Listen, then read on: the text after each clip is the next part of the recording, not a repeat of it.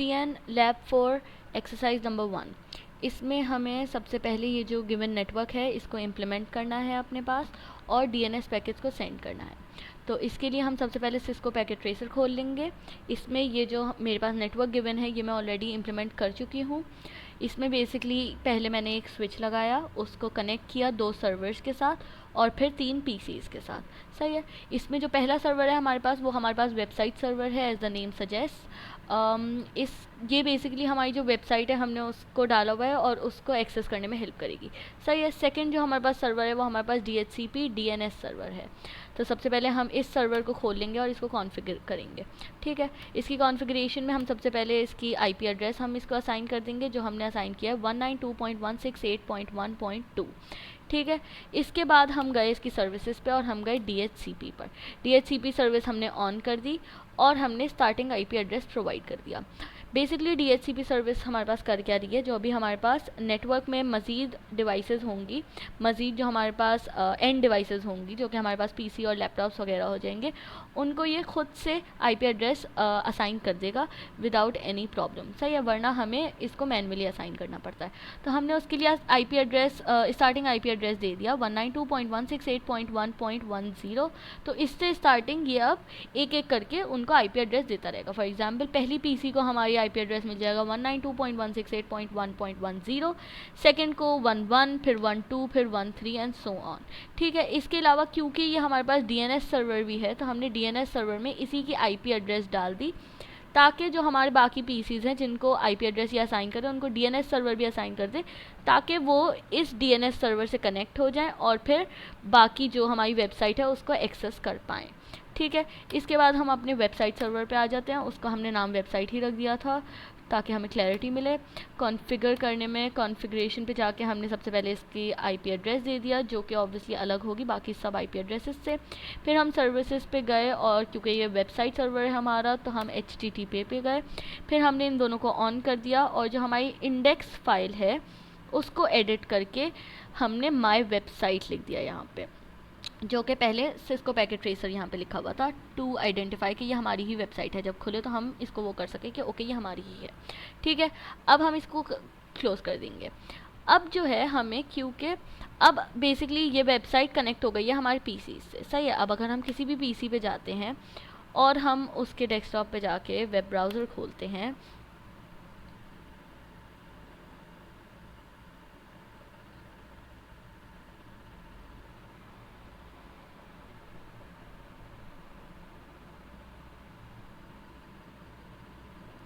अब जो है हम URL में अगर वेब सर्वर की IP एड्रेस लिख देते हैं विच इज़ 192.168.1.1, तो ये हमें लिंक कर देगा उस वेबसाइट से। माई वेबसाइट लिखा रहा है यानी कि हमें उस वेबसाइट से लिंक कर दिया। लेकिन हम सारी IP एड्रेसेस याद नहीं कर सकते क्योंकि ये ह्यूमनली इम्पॉसिबल है। तो हम चाहेंगे कि ये एक नेम से कनेक्ट हो जाए। सही है। Identifier basically. उसके लिए हम वापस अपने DNS सर्वर पे आ जाएंगे, जो इस वेबसाइट को नेम से कनेक्ट करके बाकी सारे PCs से बेसिकली कनेक्ट कर देगी। ठीक है। तो हम इस DNS सर्वर पे आ गए। हम सर्विसेज पे जाके हम DNS सर्विस पे गए, हमने उसको ऑन कर दिया और हमने एक नेम और वेबसाइट इससे कनेक्ट कर दी। नेम में हमने www.web.com लिख दिया है। ये वो नाम है जो हम URL में लिखेंगे तो हम कनेक्ट हो जाएंगे इस वेबसाइट से। और हमने एड्रेस में उस वेब सर्वर का IP एड्रेस डाल दिया। ठीक है। इसको हमने सेव कर लिया और क्लोज कर दिया। अब अगर हम किसी भी नेटवर्क पे, इस नेटवर्क पे किसी भी कंप्यूटर पे आते हैं, फॉर एग्जांपल PC 2 पे मैं क्लिक करती हूँ और हम उसके वेब ब्राउज़र पे जाते हैं,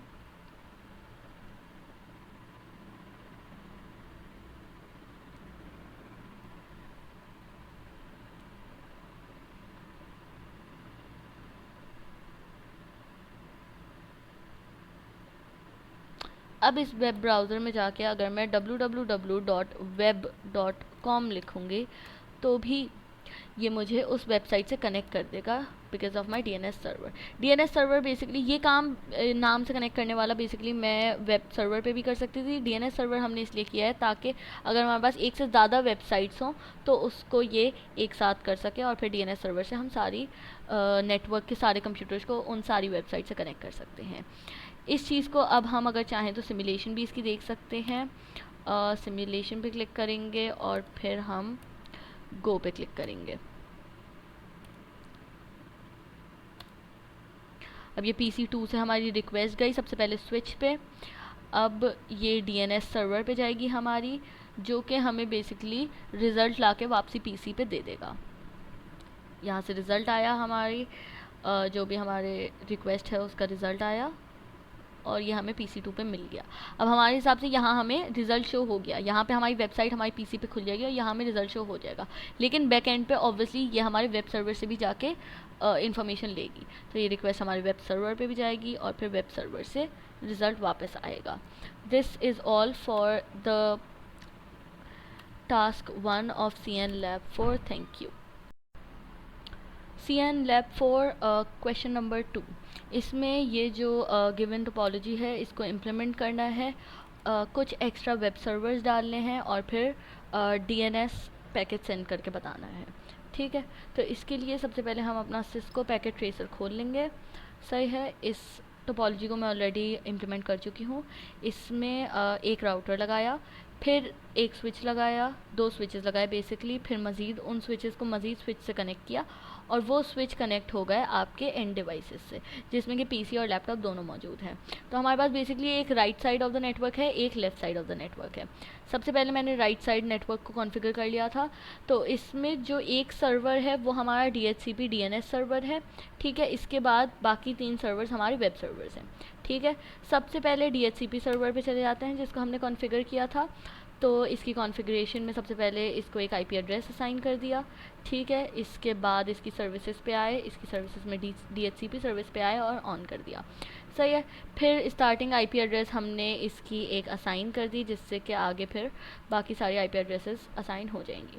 इसके अलावा DNS सर्वर भी है, क्योंकि ये तो हमने इसी की IP एड्रेस को इसी के DNS सर्वर में डाल दिया ताकि वो भी असाइन हो जाए। इसको हमने सेव कर दिया और क्लोज़ कर दिया। इसके बाद हम जो अपने वेब सर्वर्स हैं उन पर आए। सबसे पहले मेरे पास एक माई वेबसाइट का वेब सर्वर है, उसकी कॉन्फ़िगरेशन पे आए, उसकी IP एड्रेस डाल दिया। सही है, एक यूनिक IP एड्रेस उसको दे दिया। इसके बाद हम उसकी सर्विसेज पे आए, HTTP पे आए, और जो इसकी इंडेक्स फाइल है उसको एडिट करके, क्योंकि ये माई वेबसाइट की वेब सर्वर है तो हमने उसको माई वेबसाइट लिख दिया सिर्फ आइडेंटिफिकेशन के लिए। ठीक है, इसको हमने सेव कर दिया, येस करा एंड देन क्लोज कर दिया। सही है, सिमिलरली हमने गूगल और यूट्यूब के वेब सर्वर्स बना लिए थे, उसको भी ऐसे ही कॉन्फ़िगर कर दिया था। कॉन्फ़िगरेशन में जाके सबसे पहले IP एड्रेस डाल दी हमने एक, फिर हम उसकी सर्विसेज पे गए, HTTP पे गए, इंडेक्स वाली फ़ाइल को एडिट करके हमने यहाँ गूगल डाल दिया था, और इसके बाद YouTube वाले में हमने ऐसे ही वहाँ पे YouTube डाल दिया था। कॉन्फ़िगर पे जाके सबसे पहले IP एड्रेस डाल दिया, फिर सर्विसेज पे गए, HTTP पे गए, उसकी इंडेक्स फाइल को एडिट करके यहाँ पे YouTube डाल दिया। सही है, इसके बाद हम जो इस नेटवर्क में जो एंड डिवाइसेस है उस पे आ जाते हैं। उनको कॉन्फ़िगर करना बहुत ही आसान था, बस हम गए, सिंपली हम इसके डेस्कटॉप पर गए, IP कॉन्फ़िगरेशन पे गए और हमने स्टैटिक की जगह DHCP सेलेक्ट कर लिया, तो IP एड्रेस भी खुद से मिल गया और DNS सर्वर भी खुद से मिल गया। सही है, इसको हमने क्लोज़ कर दिया, बाकी सबको भी ऐसे ही हमने कॉन्फ़िगर कर लिया था। ये भी हमारा कॉन्फ़िगर्ड है। इसके बाद हमारा PC4 भी कॉन्फ़िगर्ड होगा, ये भी कॉन्फ़िगर्ड है। इसमें DNS सर्वर वही आ रहा है जो हमारा DNS सर्वर है इस नेटवर्क का। फिर हमारा लास्ट लैपटॉप 4 भी कॉन्फ़िगर्ड है। सही है, अब जो हमारी ये वेब सर्वर्स हैं इनको हमें कनेक्ट करना है इस DNS सर्वर से, ताकि ये जो सारे हमारे एंड डिवाइसेस हैं वो एक DNS सर्वर से कनेक्ट हो चुकी हैं, ताकि वो सारी वेबसाइट्स को एक्सेस कर सकें। तो हमें ये DNS सर्वर से तीनों को कनेक्ट करना है। सारी एंड डिवाइसेस को हम ऑलरेडी DNS सर्वर से कनेक्ट कर चुके हैं। तो अब इसके लिए हमने क्या किया, हमने DHCP DNS सर्वर खोल लिया, DNS पे गए हम इसकी सर्विसेज में, हमने DNS सर्विस को ऑन कर दिया और हमने तीनों ही वेब सर्वर्स को यहाँ कनेक्ट कर दिया। इसके लिए हमने तीनों के लिए एक यूनिक आइडेंटिफायर डाला, जैसे गूगल के लिए www.google.com, वेबसाइट वाले के लिए www.web.com और यूट्यूब वाले के लिए youtube.com। सही है, और फिर तीनों की IP एड्रेसेस मुझे याद थी, हमने तीनों की IP एड्रेसेस उनके नेम के आगे डाल दी। सही है, यहाँ हमारा ये कंप्लीट हो गया। अब अगर हम किसी भी इस नेटवर्क में PC पर जाते हैं और वेब ब्राउज़र पे जाते हैं,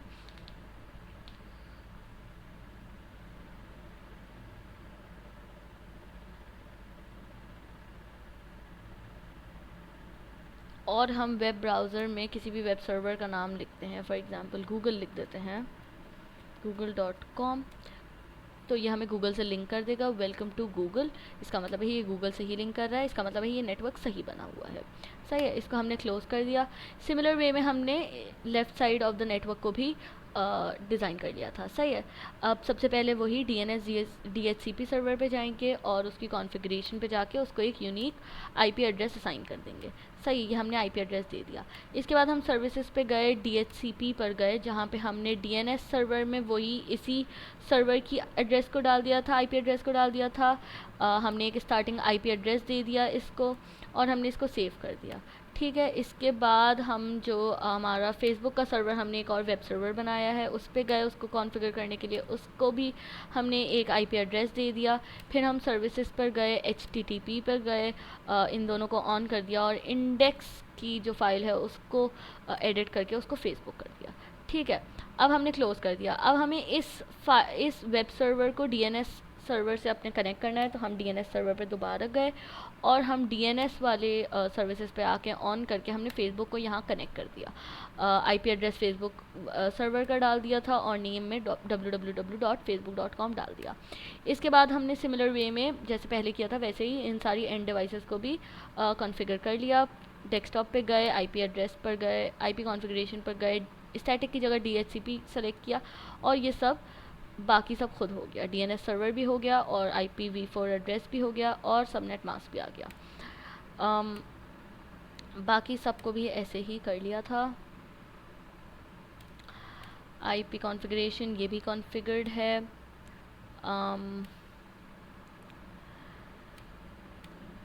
ये भी कॉन्फ़िगर्ड है, DNS सर्वर भी आ रहा है और लास्ट PC2 भी कॉन्फ़िगर्ड है और DNS सर्वर भी आ रहा है।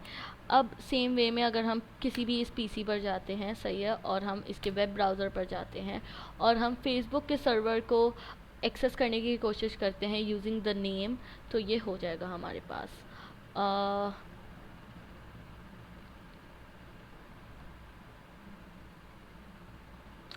यहाँ पे हम लिख देते हैं उसका URL which is www.facebook.com। Enter दबाएंगे, वेलकम टू फेसबुक, यानी कि ये भी हमारा नेटवर्क काम कर रहा है। अगर हम चाहें इसको तो हम सिमुलेशन में भी देख सकते हैं।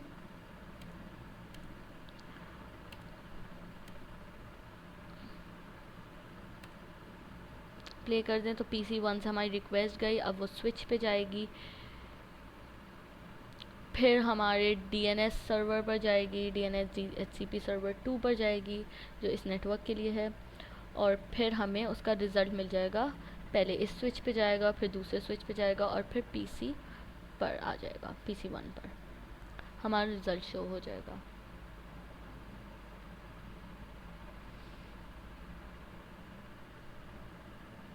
अब यहाँ पे हमें वेबसाइट जो हमने रिक्वेस्ट की थी वो हमें शो हो गई है। अब हमारे हिसाब से यहाँ पे काम ख़त्म हो जाता है, लेकिन नहीं, ये रिक्वेस्ट हमारे वेब सर्वर जो है फेसबुक का उस पर भी जाएगी और फिर वहाँ से भी रिज़ल्ट आएगा।